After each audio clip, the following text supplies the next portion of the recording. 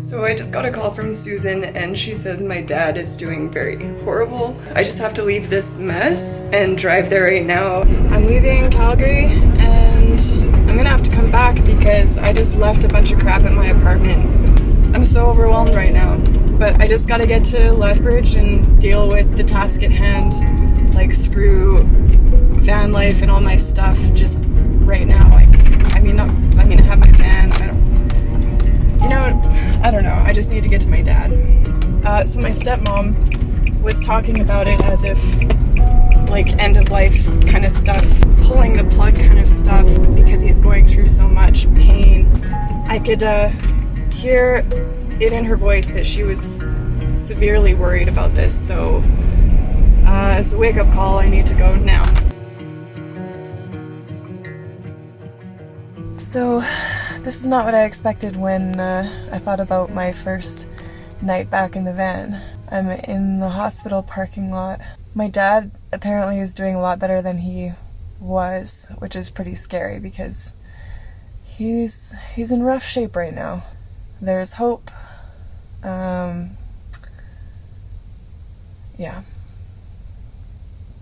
On the positive side, I have my home with me. I have everything I need right here, so that's a blessing. And there's family around, there's people that are helping. My dad has support, that's for sure. Just puts things into perspective, like what matters, what doesn't. Life is short. Life is precious. So it's good to focus on your priorities. It's a mess in here right now, but I left in a rush.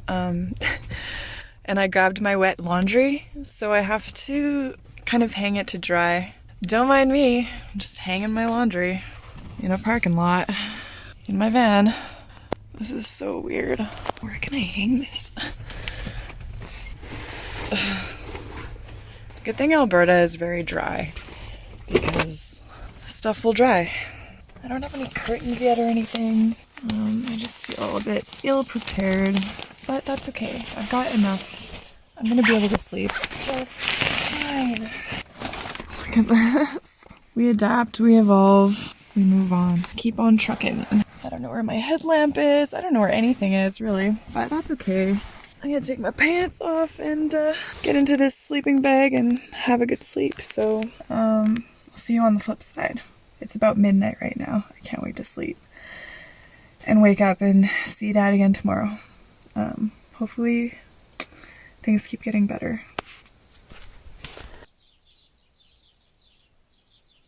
Today, Glade will go in for emergency surgery, as vitals have been declining overnight, currently on 6 IVs to push medication. The surgery is planned to start sometime between 1 p.m. and 4 p.m. today. This is a life-saving procedure as we have reached the threshold of tolerance and have no choice left. The procedure is approximately 4 hours long. At this time, we are asking you to pray for the surgical team to be precise, safe, and have clear minds while operating. We'll post an update later in the day as we have a long wait time. Thank you. Glade has moved into septic shock and is not responding to treatments. He is being put to sleep while he waits for the OR, and surgery is being scheduled much earlier, hoping to be in the operating room by noon today. Glade is in the OR. They took him in approximately 1:30 this afternoon. 5 p.m. Surgery complete. The tumor was removed in full, a portion of the abdominal wall was removed, and a portion of the colon was removed as well. A real complication at this point is sepsis. Glade is still in recovery at this moment, and the team is watching him intently. We are waiting to go in to see Glade at this point. We will be in the ICU for a minimum of another week, then assuming all goes well, moved into another portion of the hospital for potentially 3 to 4 more weeks. Physiotherapy will be required. Lots of hard work on Glade's part will be required to recover. Chemotherapy will also be required. Assuming all goes well, we could start as soon as 3 months from now.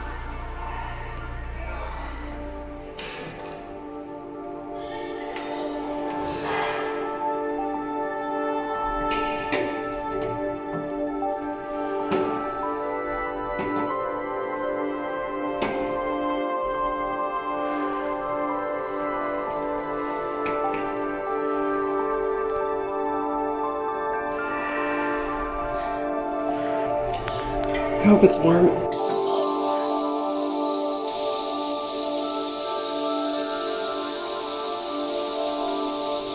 The The nurse is currently managing his blood pressure with medication. His heart rate is higher than normal but has come down progressively in the last hour. Nurses are happy with his vitals. They are in the room every 5 to 6 minutes to take readings and make adjustments to the, what from I can count, 16 machines that are running various processes. Quite remarkable to see medicine in action.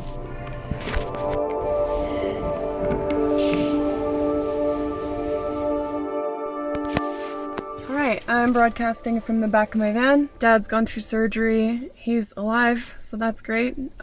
He still has some fighting to do, but things are good so far, and that's what we hang on to, right?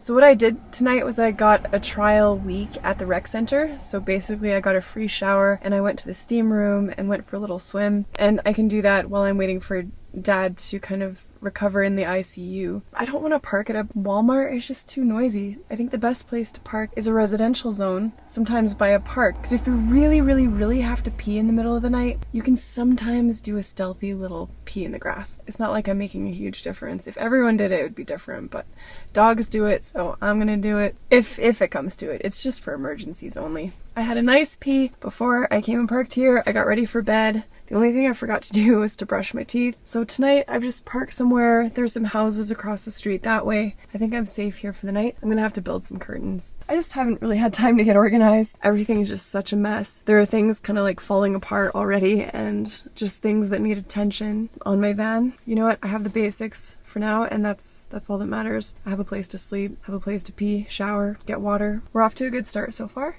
and I think we're gonna have a nice sleep. Okay, enough of my yakking. Goodbye. Have a good night. There's a storm rolling in. These raindrops are huge, and usually when I see this, it turns into hail, so we'll see what happens.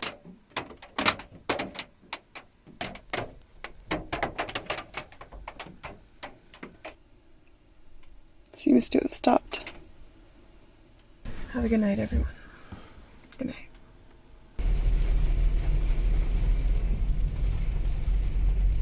I just went in to see Dad for a few minutes. The newest info is that his stool tested positive for a highly contagious bacteria, C. diff, which means any visitors have to wear a hospital gown and gloves with supervised hand washings throughout the donning process. He's still completely unconscious with a breathing tube. His face looks different as fluids are getting back into his tissues. His heart rate is decreased to the 90s beat per minute, very good, and his blood pressure is still low, but they have him on medication to keep it a bit higher. The medical staff keep reminding us that Dad is still really sick. This is a critical time for him, so please send all the positive vibes, thoughts, prayers you can muster. So there's a coffee shop here. From here it looks really cute. It's not open yet. They're just getting ready. I'm in a parking lot and I'm gonna make some breakfast and get ready for the day and take my laptop into the coffee shop, and maybe I'll go do some work in the coffee shop. I sound awful. I have like permanent laryngitis since I got sick a month ago.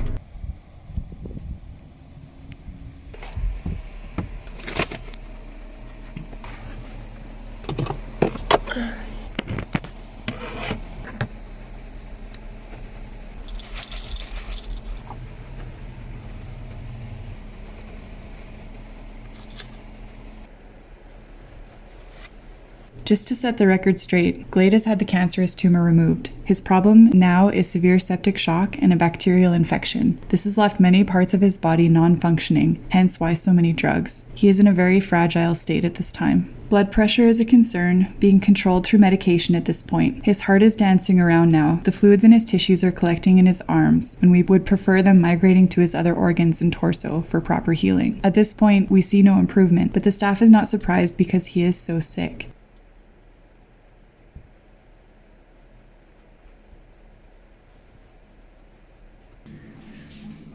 The great thing about having someone in the hospital is that you always have a bathroom to brush your teeth in. Early this morning, we had come back to the hospital to learn that his heart was struggling to maintain overnight, and they had to introduce another set of medicines and machines to get his heart functioning more normal.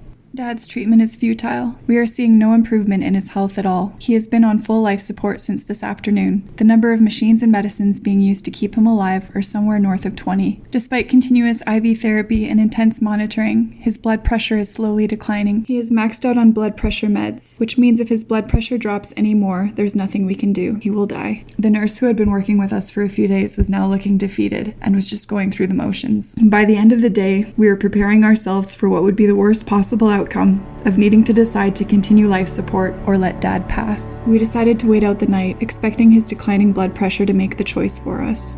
My mind was spinning, and all I could think about was the phone call that I'd receive in the middle of the night telling me that Dad was gone. If hell exists, this is it, encompassed in this night, the night before Father's Day.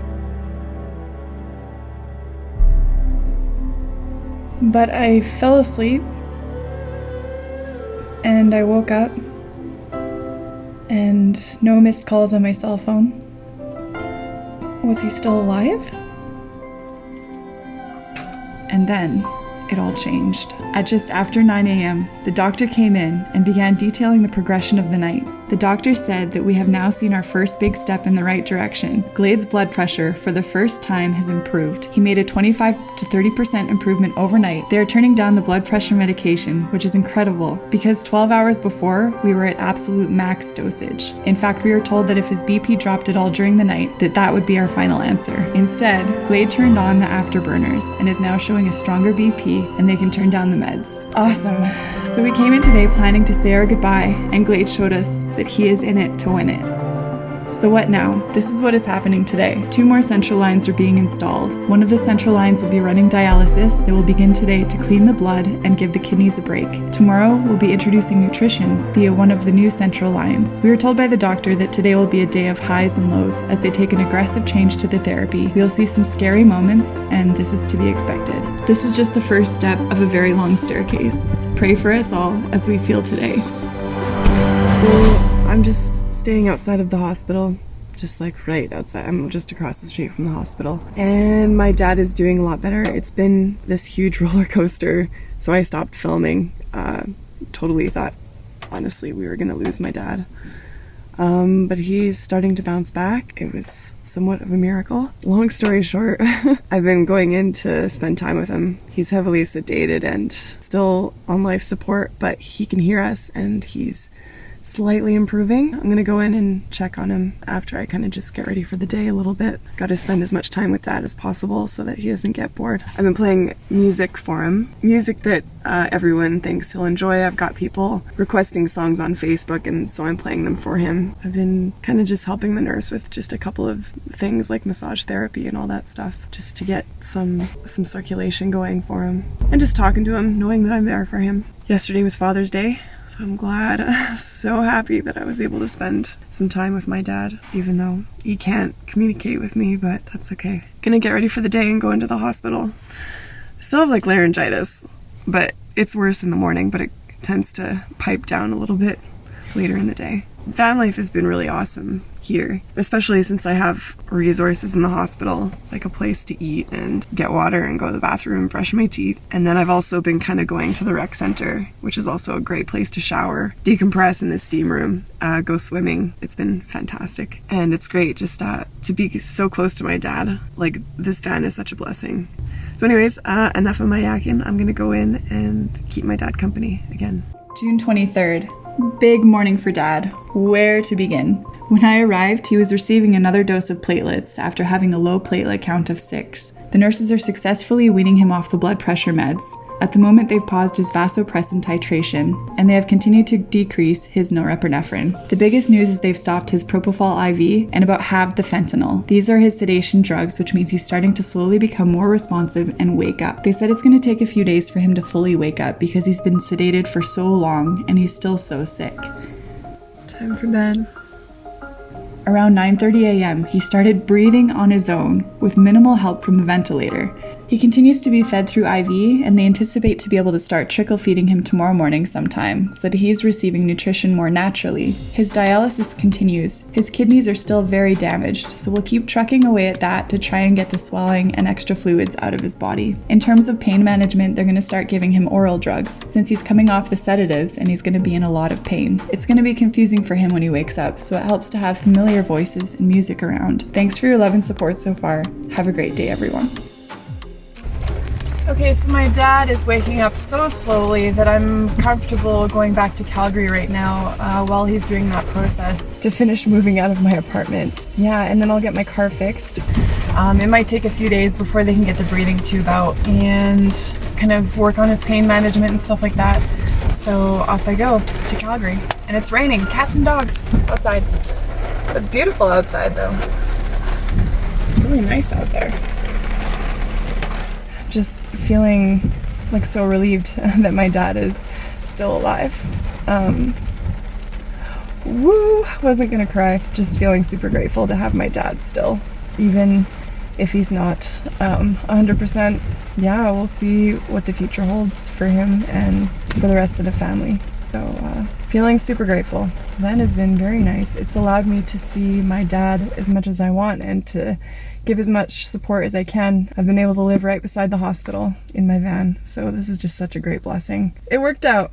I know these videos aren't super fun for you guys, but this is what I got. So yeah, this is what I got. Whatever. Thanks for watching.